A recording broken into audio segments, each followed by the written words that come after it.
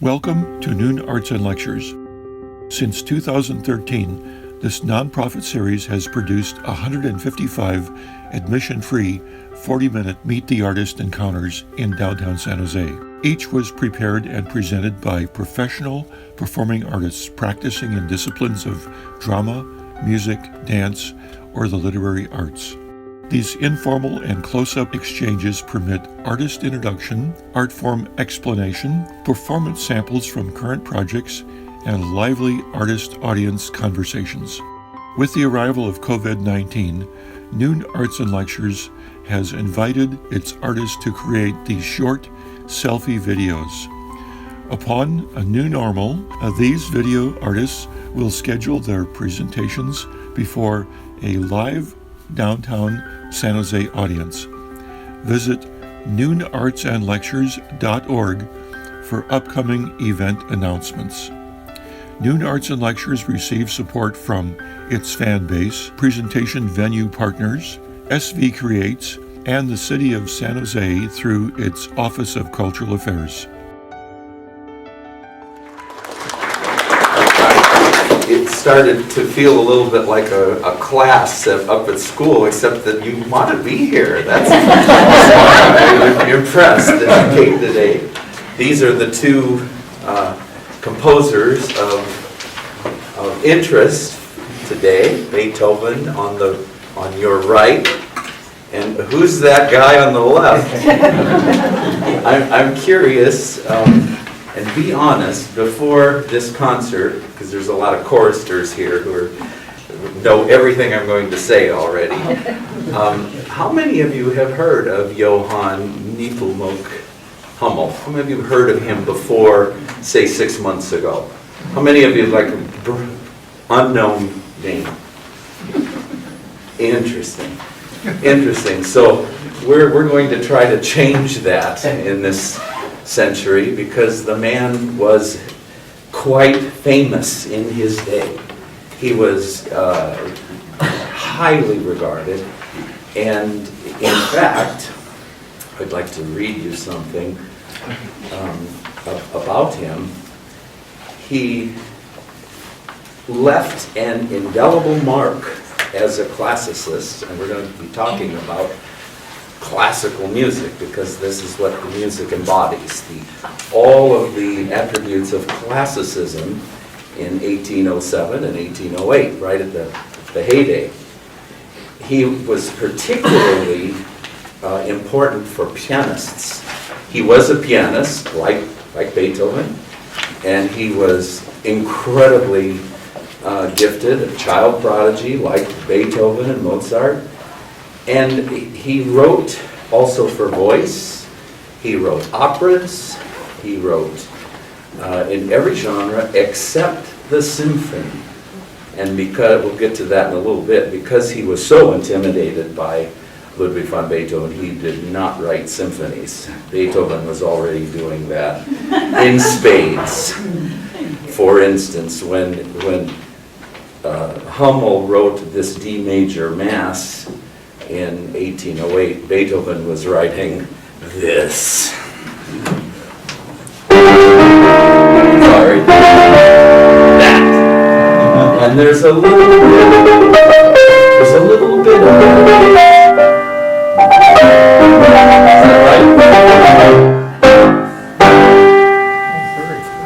that sort of sudden and stop. Sudden and stop. There's quite a bit of that in the Mass in C major, because he wrote that just a year earlier. Sudden burst and stop gesture. I'm getting ahead of myself though, because I really just want to do the music. But we'll still talk a little bit more about Hummel, and that I'm presenting a case here, so you will go away and maybe listen to some of his music. He was a pianist, and he studied with Mozart. Not only did he study with Mozart, but when he was a child, 7 years old, he met Mozart as the family moved to Vienna. And Mozart was so impressed with Hummel, he invited this young lad into his home, and he lived with Mozart for 2 years. Not a creepy Michael Jackson thing, but it was sort of the tradition of a former era that students who were amazingly gifted and considered the proteges of their teachers, they lived with the teacher. And there's so many interesting things written about the teaching style of Mozart with young Hummel, where they would be playing billiards or drinking and talking about music. Can you imagine, and Mozart was in Vienna at this time, the people that Hummel had met because of Mozart's connections and the experience that he received and the training he received, not just in music, but in handling difficult people, being so talented and having to deal with the rest of the world, which were schmucks. But we'll get to that also. Hummel knew Clementi. You know Clementi, who was every piano student studies the Clementi techniques and scales. He knew Schubert. He worked, and this is really important, he worked very closely with Haydn and at the court of Esterházy. And both Beethoven and Hummel sort of meet at this point in history.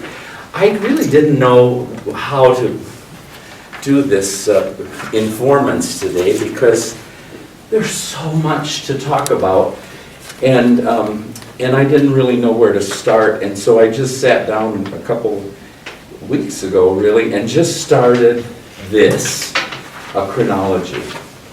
And for me, it's very helpful to kind of see the steps of history, because otherwise Haydn and Mozart are like the same, you know. But they're really not. You know, Mozart is much younger. Haydn is the old man of this story. And in coming to the point of these two great pieces that were written a year apart at Esterházy, or for the Esterházy prince, we really have to take a few minutes and talk about four people. It's sort of like the movie, I don't know, you know those Valentine's Day, Dog Days, you know, where there's like 4 or 5 stories going, and you kind of get interested in this story and this story, then all of a sudden they meet, and then this guy over here meets this girl over here. This is the story of these 4 individuals: Haydn, Mozart, Beethoven, and last but not least, the unknown, what's his name? Hummel. Yes, Hummel. I cannot tell you how many people, friends and acquaintances and colleagues, who went, what the hell are you, who's Hummel? Who's Hummel? And, well, I had heard of Hummel because I play for a lot of instruments, and my daughter plays trumpet, and one of the iconic pieces for trumpet is the Hummel Trumpet Concerto, written for, remember that guy's name? Weidinger. He was like the Wynton Marsalis of the late 18th century, playing on old crappy trumpets that had no valves, and he invented a system of trumpets where he bore holes. Am I saying that right? Like almost like what flutes have. Like what flutes have. And not very successfully, but these pieces that Haydn wrote, the Haydn Trumpet Concerto and the Hummel Trumpet Concerto, which he wrote in 1803, I think I put that in the chronology, were done on these sort of newfangled trumpets by Weidinger, who was also at the court of Esterházy. But anyway, the story starts with these 4 individuals: Haydn, Beethoven, and Mozart and Hummel. And there was one thing they had in common. They all were born in other parts of Austria, and they all eventually went to Vienna. everybody was in Vienna in the that's where life was, musical life. It was the center of the universe in Vienna. And the style of the music that these individuals were writing for, well, in many ways, Mozart and Haydn created the style by their incredible works. It's a little too complicated to get into all that because of the forms and the genres, the sonata allegro form and binary form, rondo form, but they followed very strict rules. But the attributes of this style are very much like art and architecture at the same time. And except it wasn't called classical, it was called neoclassical in art and architecture. And that would be incorporating balance, harmonious proportions, avoiding a lot of ornate design. That would be old style Baroque. All leading to a feeling of strength, simple, quiet grace, noble simplicity. We have these buildings all over our government, the Capitol, this rotunda over here, that have that style, that have sort of an uncluttered look to it. It's the same in music. For music, we hear, and you will hear tomorrow night, balanced phrases, textures that are very clear, uncluttered, not dissonant, not too dissonant in some cases. Audible music forms. And it's important because that was the style that was being, that's what you did. You wrote in that style and you created beautiful melodies around it.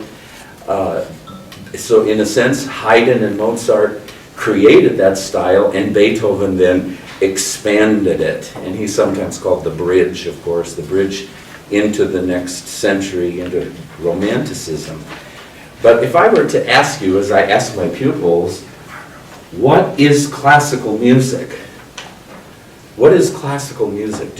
Would you have your friend who has never been to an opera or symphony concert in his or her life says to you, what's classical music anyway? What would you say? Anyone want to gather a guess? Kathy Drake, you're the wisest woman I know. No, I'm not. But my children, if you would ask them, they'd say, it's elevator music, and our mother used to make us listen to it at dinner time. Well, I remember years ago when I was still at Santa Clara University, the Dean of Arts and Sciences, Pete Facione, brilliant man, we were talking about classical music. He said, oh yes, my favorite classical composer, Andrew Lloyd Webber. Wow. But yet, he's not that far off, because classical really today has a much broader meaning. It comes from the Latin, I can tell you. It comes from the Latin classicus, and it means of the first rank or of the highest quality. And so there, for instance, I'm sure rock musicians would cite the Beatles as classical music, the music that was of the highest quality for their genre. And in speaking of how we got these buildings in classical design in the United States, think of when the United States was formed in the 1780s. Thomas Jefferson was the ambassador to France. And while he was there, he took a trip to Italy. And in Italy, he saw buildings like the Parthenon, and all of a sudden, those buildings in Washington and elsewhere, universities, my wife said my alma mater at University of Illinois, it looks like the Jefferson estate. You know, what was it called? Jefferson? Monticello. Yeah, Monticello. It was just like it. That rotunda, the columns, classical style. And the era of classical music also overlapped with the period in philosophy known as the Enlightenment, or the Age of Reason. So there was a lot going on that was developing in the culture, in the history, and guess what? It was on a collision course with the power that be, meaning the church. Bang! Lots of strife between the progressive movement of Age of Reason and the church. But, and that's why I have some of these, when we talk about classicism, we pick a date, any date. It's really about 1750. Why 1750? That's when Bach died. Bach died in 1750, and that's when Antonio Salieri was born, 1750. Salieri kind of represents a hallmark of the classical movement and how it was taught and how it was propagated. I'm sorry for the egregious error on my handout. If you look at 1750, you see the birth of Antony Salieriago. That's my computer, damn thing. It's a demon. It should be the birth of Antonio Salieri. Have you heard of Salieri? Yeah, of course, because we hadn't before, but we did when we saw Amadeus and saw the movie about Mozart. Salieri, who was a contemporary, and he was a teacher of a lot of these fellows. And then we have Benjamin Franklin in there, experimenting with electricity and the steam engine. And so,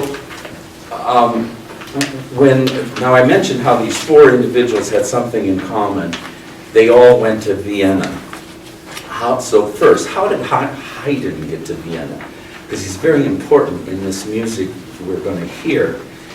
Haydn was a talented child, as all these four were, and the music director of St. Stephen's was looking for young boys. Not in a creepy Michael Jackson way, but for singing in the choir.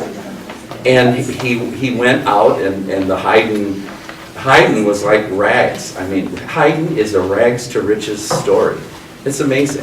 Poor as a church mouse, but he was taken as a young lad, taken to Vienna as a boy soprano, and sang at the cathedral, and that's where he learned music.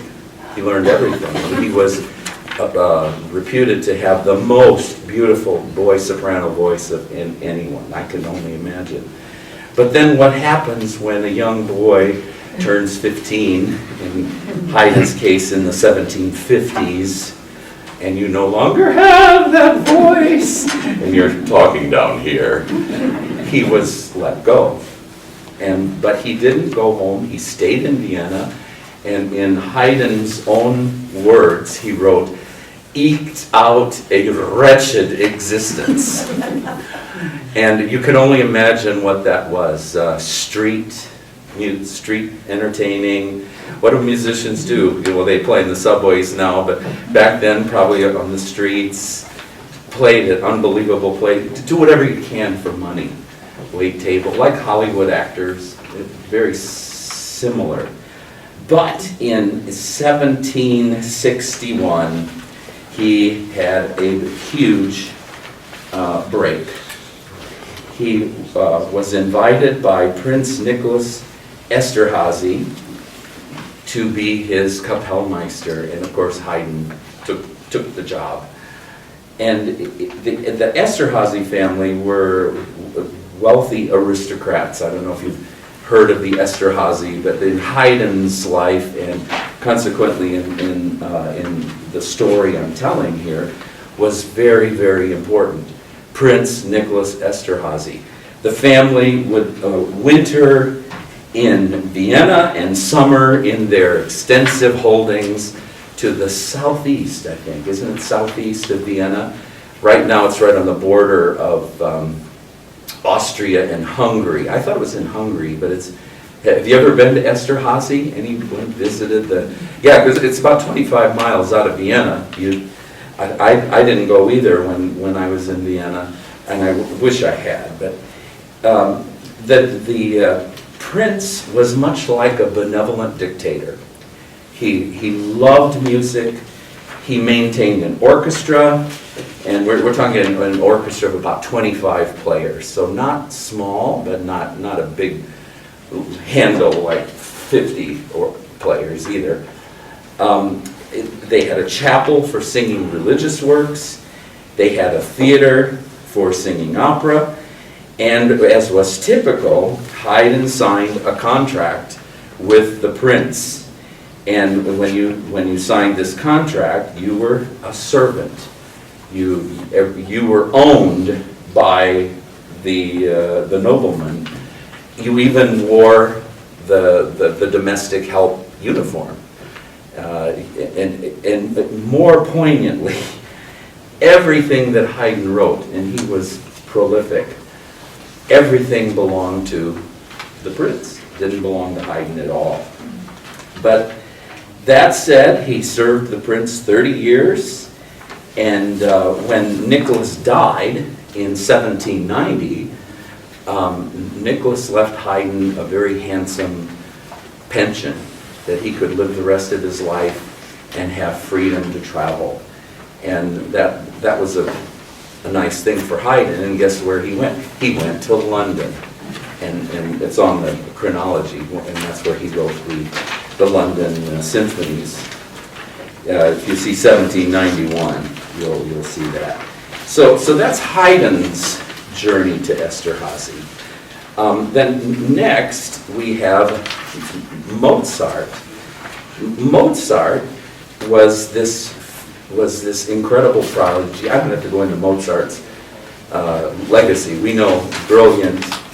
But the thing about Mozart is in 1763, he would have been 7. Leopold, his father, took Mozart where? Across the world. And he became a performing wonder child and became really the wonder of nobility. He sat in queen's laps. He had privileges that no one would ever dream of having, to be in the company of very famous people. And the gift for mankind is that he also, because of his incredible musicianship and audiation skills, could process all these different styles of European music, and he came out with one kind of music that we might call international. He galvanized all the styles of the world, which were classical styles, but different. The French style would be different than the Viennese style. He came with a new voice. And the reason that influence of Mozart is so important to Hummel is because Hummel was a student of Mozart, but like more than a student, lived with him, lived and breathed music with Mozart. So that's Mozart's path. And then eventually, Mozart became under the employ of the Archbishop. You remember the movie Archbishop Colorado, the guy with the red, that Mozart referred to as the Archbooby. The relationship was not good. He did not want to be in little provincial Salzburg. Where would Mozart want to be? Vienna, of course. But in those days, and the same with Haydn, same with anybody, if you worked for an institution or a court, you didn't just resign. You weren't allowed. You had to ask, may I be released of my responsibility? Of course, the answer was no. No, you're going to stay here. You're going to stay in Salzburg where you belong. And so what did Mozart do? He made life very difficult for the Archbishop, and he was really naughty, and to the point where finally the Archbishop fired him. And Mozart was like, yay! and off he goes in 1781, that's following the chronology, to Vienna. And when he gets to Vienna, he flourishes. He writes, and he becomes, in a sense, the very first freelance composer of anyone. That's one of Mozart's claims to fame. He was a freelance composer. He didn't work for anybody. He just composed. This is what they did. Composed, played, and taught. And he had a lot of students. They loved his playing. He was a phenomenal pianist and wrote prolific amounts of music. According to the movie Amadeus, it just sort of, he was just taking dictation from what God? Yes. Yeah, and perfect penmanship, no mistakes. Really incredible. I'll talk about Mozart next year because we're going to do the C minor Mass, the Grand Mass next year, and so much to say about Mozart. But the point today in relation to Hummel is that Hummel had that access of that talent because he himself was also talented. And just a quick thing about Mozart, you should know that from 1784 to 1787, while he's in Vienna, forget those stories you hear, he was not poor. He was very, very successful. And he made a lot of money. And people loved him. And he had commissions and he had more work than he could possibly deal with. And this is where it gets interesting. He probably had students and people to do a lot of his work for him. So it's always a question, is this really by Mozart or is this, it's like Danny Elfman in Hollywood, you know. There were always those rumors that Danny Elfman didn't really write this. He's got a whole staff of writers. Sort of like Mozart was. By one estimate, he made about $325,000 in commissions a year by today's standards. But money was not something that Mozart could handle. He consider his childhood, you know. He spent money like royalty. He loved clothes and he loved high fashion. And when the Turkish War broke out in 1788, you know, the Ottoman Empire, recession hit in Europe, hit hard, and Mozart was broke. And he got to the point where he had to even beg for money to, I imagine, to pay rent from his wealthy friends. But by 1791, the economy revived, his prospects improved, he had so much work. But what about 1791 is significant with Mozart? He died, and that was a shock. He wasn't that sick. He died in December of 1791. It was a real shock to the world and to music history. It's one of the greatest losses and sorrows you can possibly imagine. He died at 35.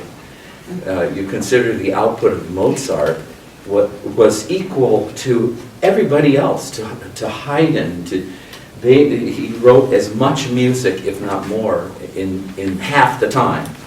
It's incredible. So, but Mozart's influence, of course, in music and in classical music is of the utmost importance. You hear it in the masses. You particularly hear it in the Hummel. And then getting to Hummel, Hummel's family moved to Vienna in 1786. As I said before, Mozart was so impressed with him when he met him. He invited him to live with him, and that started a 2-year training process for Johann.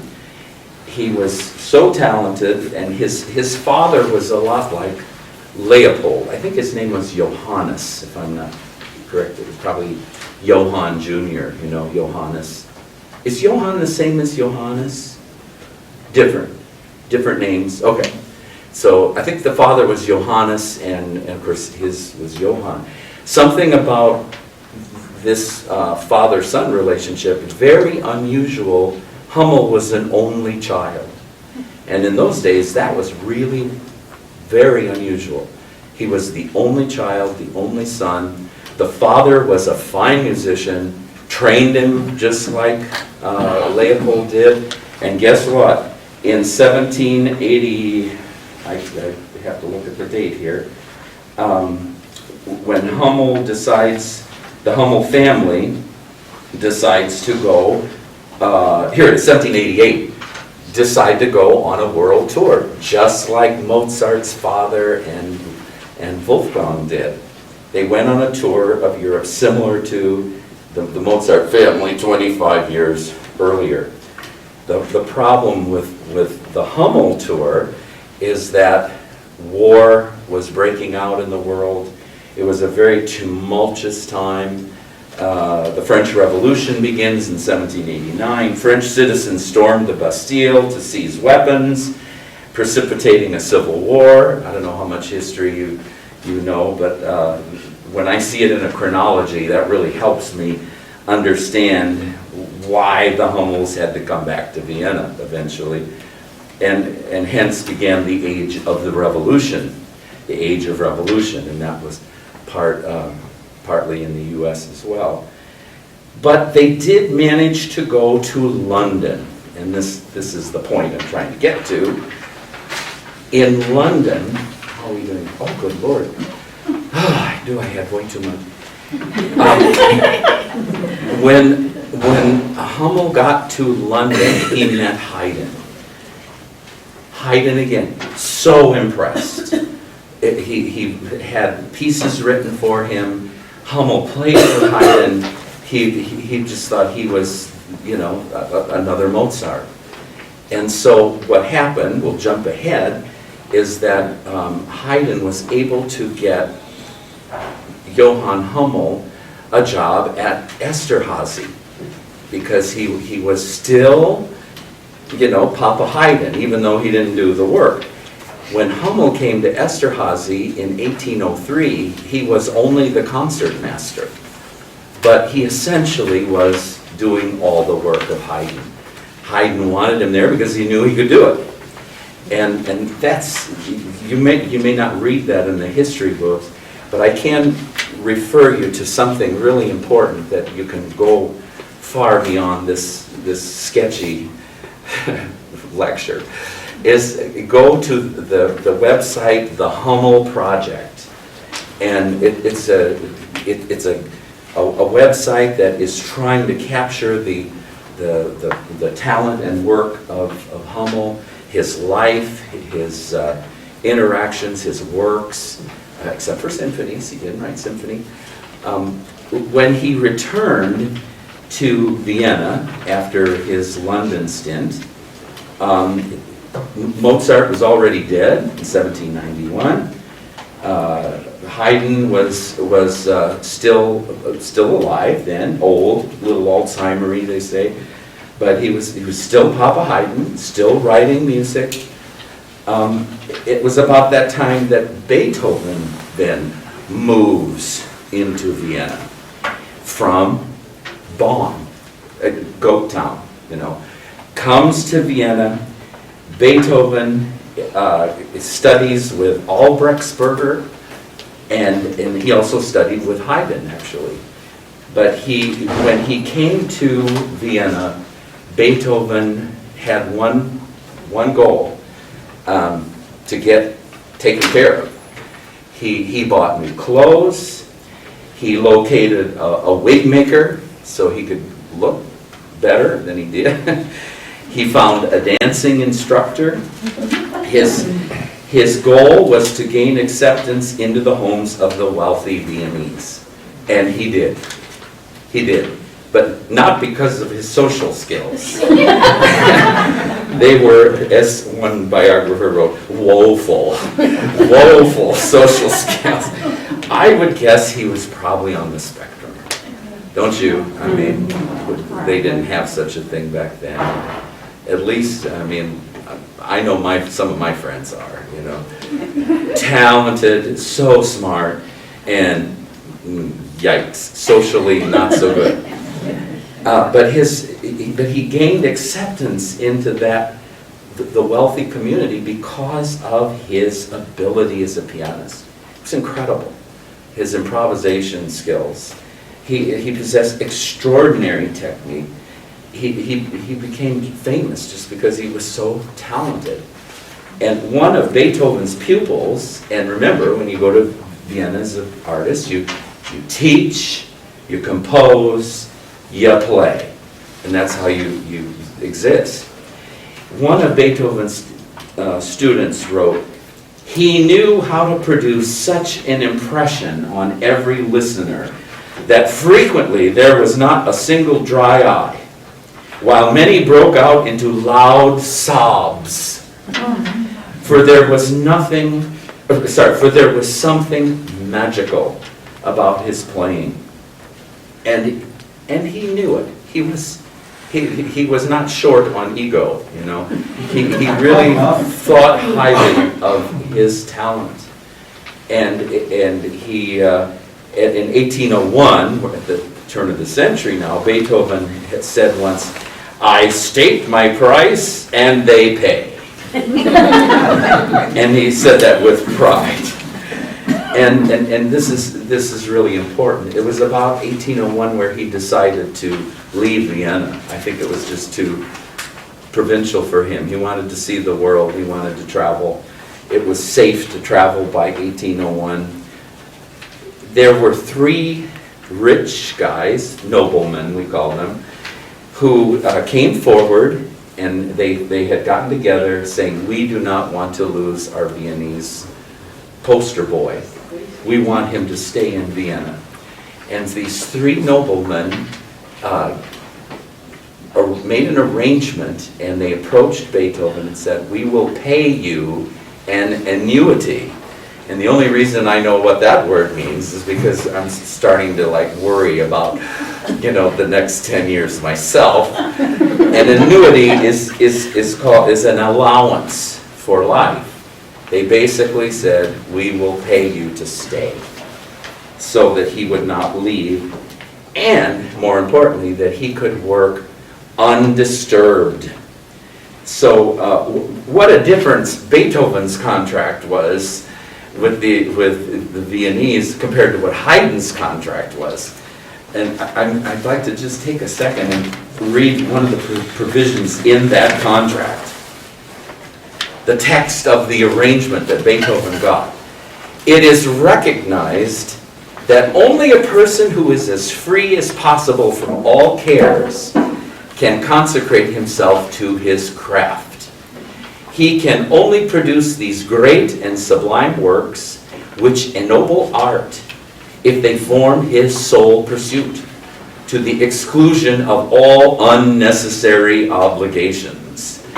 The undersigned," those 3 guys, "have therefore taken the decision to ensure that Herr Ludwig von Beethoven's situations shall not be embarrassed by his most necessary requirements, nor shall his powerful genius be hampered." And he took it. He took the deal. Great, I'll stay. And so you have Beethoven in Vienna, you have Hummel in Vienna, and you have Hummel and Beethoven in the same studio in Vienna, Albrechtsberg. And it is written that Hummel was rather intimidated by Beethoven. But he still wrote a lot of great things. He was well respected, and in many ways, when someone is so weird, the culture kind of, yikes, goes with the person that's more acceptable in situations. Here are a few examples of Beethoven's unusual behavior, and maybe I just have time for two.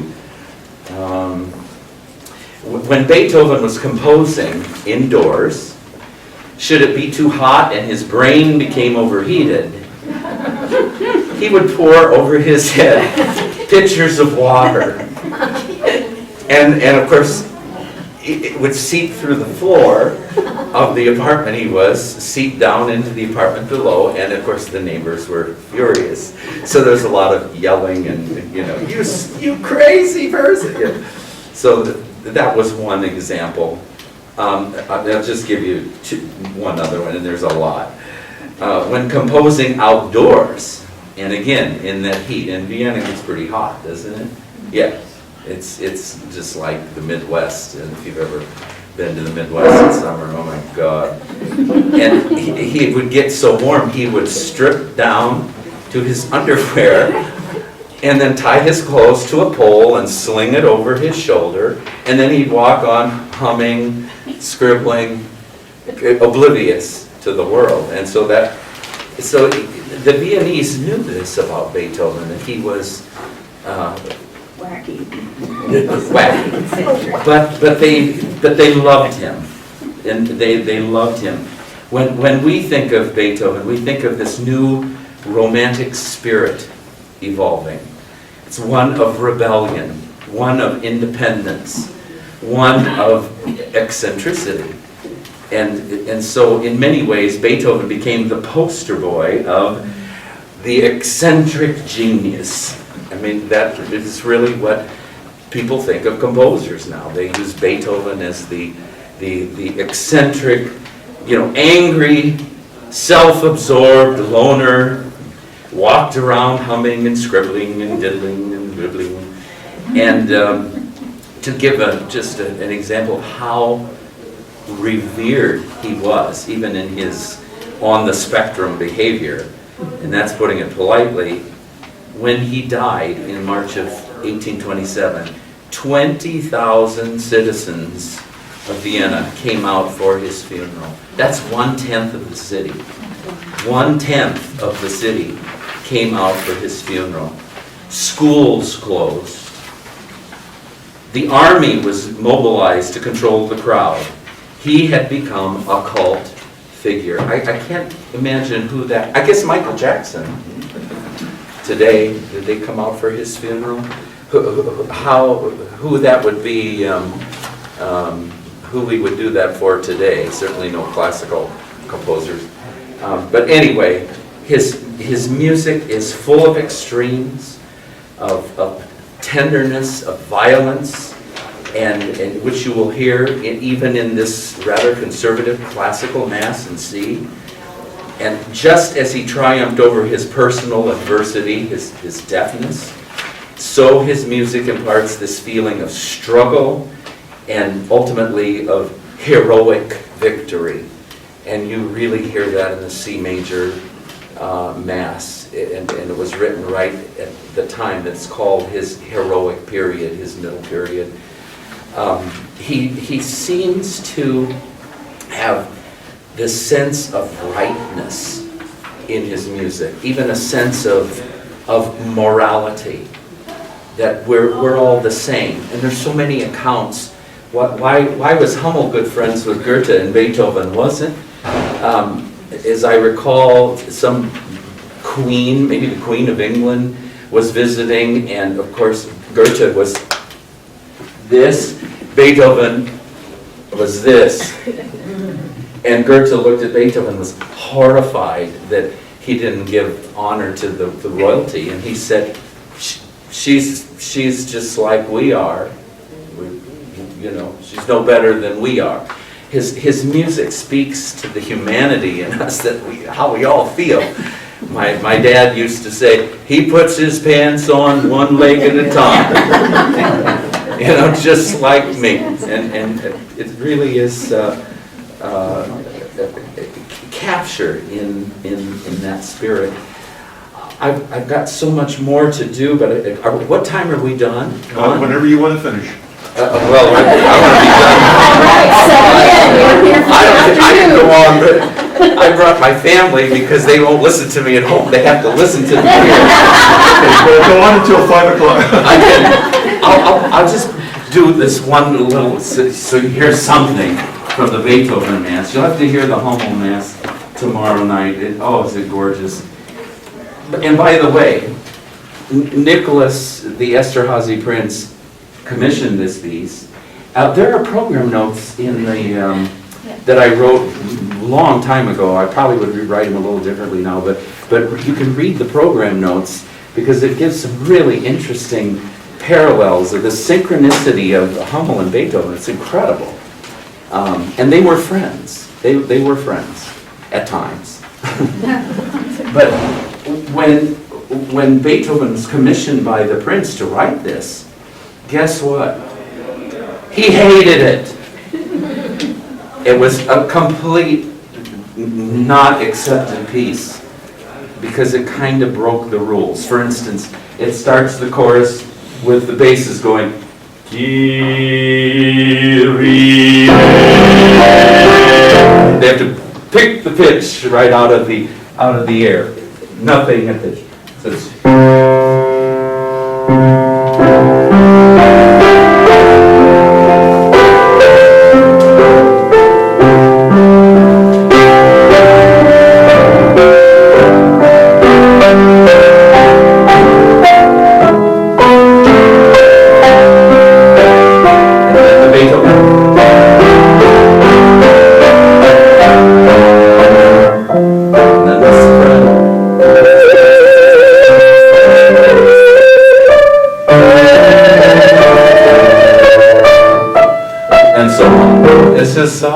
you're just drawn into this this tapestry of incredible beauty. I can't imagine why the prince didn't like it, but and he was a musician too. I think you'll love it. If you don't know the piece at all, it's not done that much, but to be honest, I wanted our choir to get kind of a head start on the Beethoven year, which of course is 2020, Beethoven's 250th anniversary. Everyone will be doing Beethoven. We wanted to get a head start and be here in the Beethoven Center. I hope you'll be able to take a minute to see the hair, and the lock of hair, the relic, like the saint.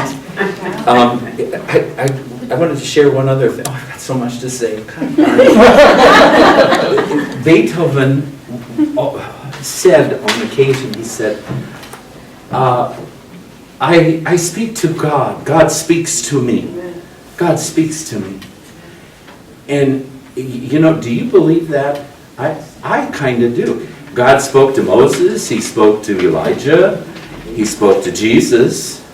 You know, this is my beloved son. I kind of think he did.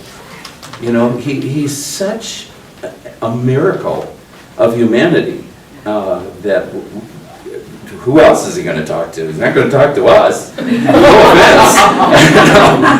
I mean, it's amazing, really. And Mozart had said similar things, but of course, the Creator took him. I think he had something for him to do in the next life. Very quickly, but do you have any questions for me? Because it is 1 o'clock. I'm so sorry. I didn't do anything that I was going to do, so I'm sorry. Any questions? I'm not a scholar. I'm not a historian. I'm a performer, a singer, and so on. But I love reading this stuff. And at the conservatory where I work, they don't have bios anymore. They ask these dumbass questions like, if you were born, what year would you want to be born in? You know, it's like, where would you want to be? I think I said 1800 Vienna, because that's really where classical music, we really should qualify that, because I know Kathy Drake's definition would have been a good one, but what we really mean is Viennese classical music, and because that is the 70 years of interest. And what these two pieces remarkably embody. They are perfect examples. So, yes, sir. Is it too narrow to say that classical music is somehow related to sonata form? Oh, absolutely. That's kind of how that's where the form was developed. That ABA form. That's the form. The formal part of music was galvanized in classicism. So sonata form, absolutely. The 5 genres. She teaches this more than I do. What, sonata, symphony, just the opera, of course, string quartet, and piano. And they all use that form, that return. And by the way, in this, there's a wonderful, Beethoven invented the Liederkreis, the song cycle. And in this, an Andi Ferne Geliebte for singers was the first song cycle that he brings the melodies back. 6 songs, 6 little, they're not really, they're more like moments of songs. But at the very end, what I just played for you, the opera, I said, it's like an opera. The Mask.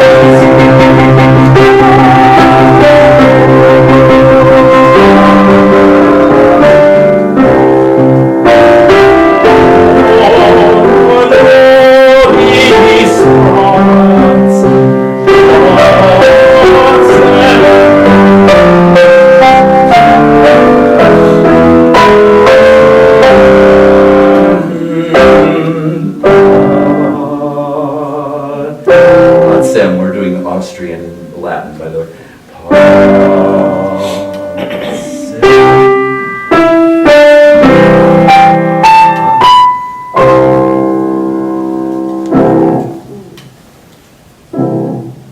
And that's the end of the concert. I played some Beethoven. I was a pianist in a former life. And I studied with one of the Beethoven specialists in the United States, Kenneth Drake. He has one of these Broadwoods at his home. He's still alive. Born in my hometown of 1,200 people. Amazing. Not an accident that I studied with him. Nothing's an accident. Sorry, the woman in the front with the angry scowl. My question, no, you won't tell me at once. I have to ask him here. So, my question was, if you compare Hummel to Beethoven, Yeah. You alluded to that Hummel was sort of, could you think that he was sort of like, because he was more conservative, Yeah. that his music, but do you hear that in these 2 masses? Will we hear a big difference? Like Not a conservative big versus difference, more- no. There's a little more daring in the Mass in C, but Hummel's the Benedictus. Here's Mozart.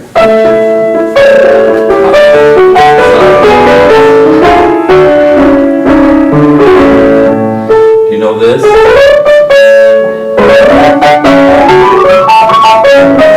Piano concerto. And here's Hummel. I better use the music. I'll screw it up. Here's the Benedictus. I wish I could see. Here it is.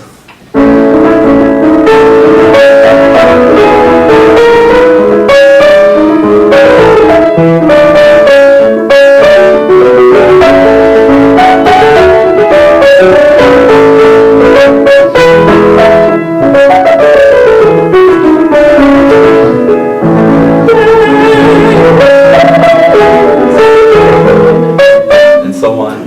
Mozart. Sounds like Marriage of Figaro. Sounds like the A major. And it's Mozart. So I think probably Hummel's music is more akin to Haydn and Mozart than it is to Beethoven. Beethoven it's really unique. Did Hummel's music change over time like Beethoven's did? And that's probably why he stayed like Salieri, the chorus, there's many choristers here. He was very depressed with the changes of music. The rules were broken, and it broke Salieri's heart. He wrote the Requiem and in 1804, and that C minor requiem is like a requiem to classical music. It's what it really was. And then it was played at his funeral. And when did he die? I have to look on, it's 1827 or so. Salieri, another important figure of the time. But Hummel charged a lot for his lessons too. Yes?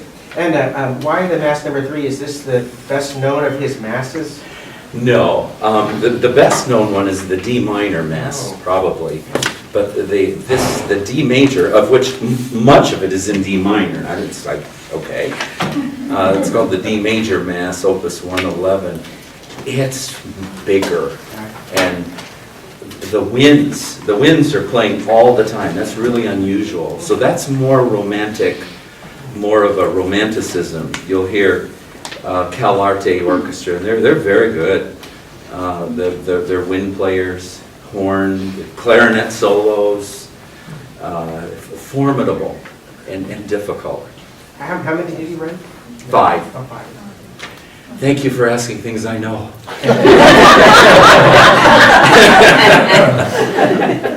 Any other questions? It's 1:05 if you've got an Uber waiting. Sorry that it takes so long, but I do hope you'll come tomorrow and take the program so you can read the program notes. And we've got young singers coming that